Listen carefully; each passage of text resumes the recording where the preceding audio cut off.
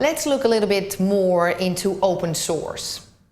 So we've briefly introduced some aspects of open source software, OSS, before. And in this unit, we're going to delve deeper into the definition of open source software and what implication it has regarding software development. So as we've seen, open source software is a type of copyright for computer software, in which source code is made available with a license that gives the user the right to study, change and distribute the software to anyone and for any purpose. The aim of open software is to make source code more reliable, to lower operational costs and to broaden the sharing of knowledge. And as an example of open source technology, we have to think of Linux, for example. This is the basis of a lot of current operating systems, such as Ubuntu, Android and Chrome OS. And it all has as a basis the Linux open source distribution operating system. The Open Source Initiative, the OSI, is a non-profit corporation that was launched in 1998 to educate people about the concept and benefits of open source technology. And it wanted to form a community of people that are involved in open source projects. This group has adapted the open source definition for open source software that was based on the Debian free software guidelines. And let's look a little bit more into this definition. So the open source definitions has a couple of important items that include no fee may be charged when you redistribute your software to others. The open source must include the source code and its compiler form. The modified open source may not discriminate against any person, group or business. And finally, there may be no restrictions whatsoever against other software installed on a computer. Let's look a little bit more in detail and accurately explain all the terms that constitute the open source definition.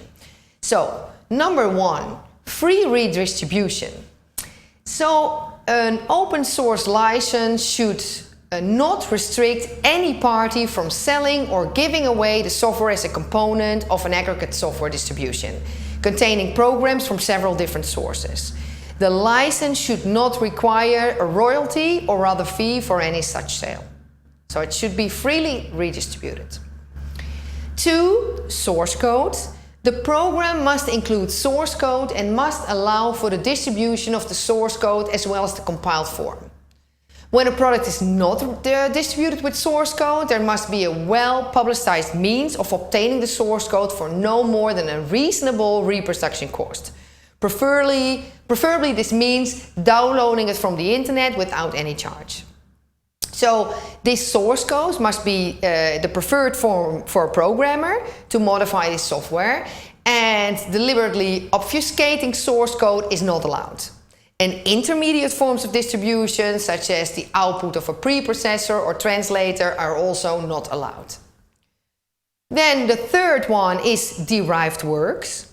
The license must allow modification and derived works and must allow them to be distributed under the same terms as the license of the original open source software. The fourth one is the integrity of the author's source code. So the license may restrict source code from being distributed in modified form only, and if the license allows the distribution of patch files with the source code for the purpose of modifying the program at build time. Also, the license must explicitly permit distribution of software built from modified source code, and the license may require derived works to carry a different name or version number from the original software. Then the fifth point is no discrimination against any person or groups. The open source license must not discriminate against any person or group of persons. The sixth one is no discrimination against fields of endeavor. The license must not restrict anyone from making use of the program in a specific field of endeavor. For example, it may not restrict the program from being used in a business or from it being used for genetic research, for example. Then 7 is distribution of license.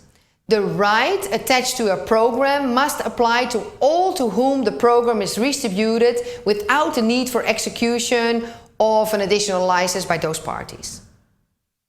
Then 8 is that the license must not be specific to a product. The rights attached to a program must not depend on the programs being part of a particular software distribution. If the program is extracted from the distribution and used or distributed within the terms of the program's license, then all parties to whom the program is redistributed should have the same rights as those that are granted in conjunction with the original software distribution.